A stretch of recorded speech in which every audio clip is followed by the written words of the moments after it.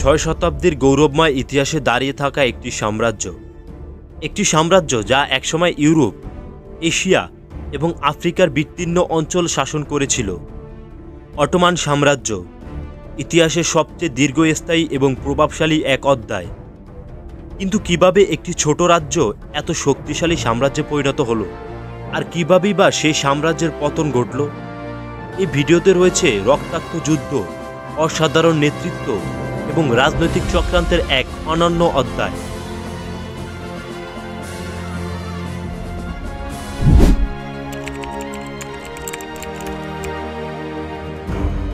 Ottoman সাম্রাজ্যের শুরু হয় আনাতোলিয়ার ছোট এক রাজ্য থেকে।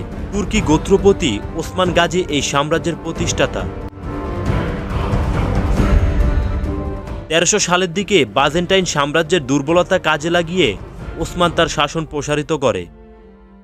অটোমানদের মূল শক্তি ছিল তাদের সুসংগঠিত সামরিক বাহিনী, বিশেষ করে জানিসারি নামে পরিচিত অভিজাত সৈন্যদল।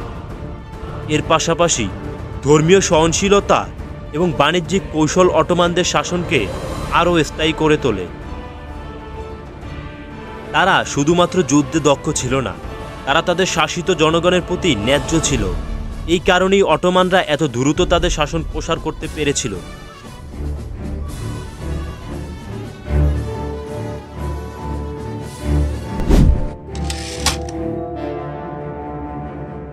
সুলতান সুলাইমান দ্য ম্যাগনিফিসেন্টের আমল ছিল অটো সাম্রাজ্যের সেরা সময়। 1520 থেকে 1566 সাল পর্যন্ত তার শাসনকালে সাম্রাজ্যটি রাজনৈতিক, সামরিক এবং সাংস্কৃতিক দিক থেকে শীর্ষে পৌঁছায়। সুলাইমান কেবল একজন যোদ্ধা নন, তিনি একজন আইন প্রণেতা ও সাংস্কৃতিক প্রেমিক ছিলেন। তার শাসনকালে স্থাপত্য শিল্পের অসাধারণ উন্নতি ঘটে। মসজিদ, প্রাসাদ এবং বাণিজ্যিক কেন্দ্রগুলো আজও সেই সমৃদ্ধির সাক্ষ্য বহন করে।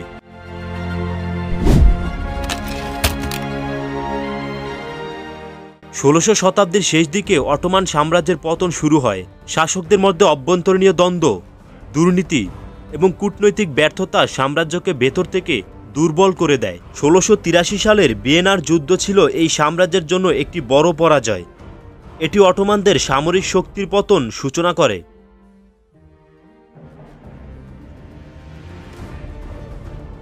যদি নেতৃত্ব দুর্বল হয় তবে সাম্রাজ্য তার মূল শক্তি হারায়। অটোমান সাম্রাজ্যের ক্ষেত্রেও তাই ঘটেছিল।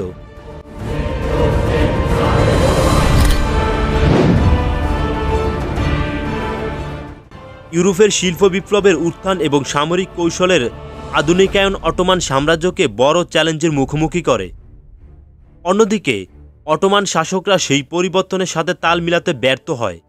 1774 সালে কুচুকাইনারকা চুক্তি অটোমানদের জন্য আরেকটি বড় ধাক্কা ছিল।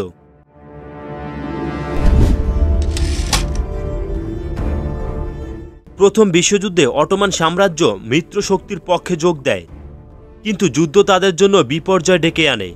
1918 সালের মুদ্রজ চুক্তির মাধ্যমে তাদের পরাজয় স্বীকার করতে হয়। এই চুক্তি অটোমান সাম্রাজ্যের চূড়ান্ত বিভাজন ঘটায়।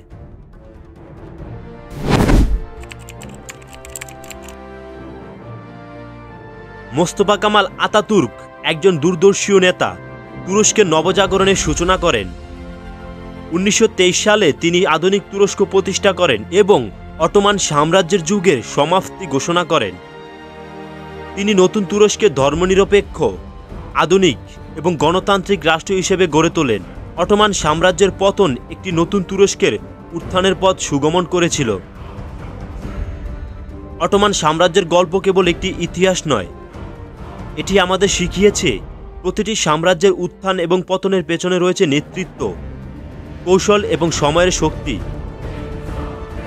গৌরবময় এই সাম্রাজ্য আজও স্মৃতি হলেও এ শিক্ষা আমাদের ভবিষ্যতের পথ দেখায়। অটোমান সাম্রাজ্যের ইতিহাস আমাদের স্মরণ করিয়ে দেয় যে ক্ষমতার সঠিক ব্যবহারই সাফল্যের চাবিকাঠি।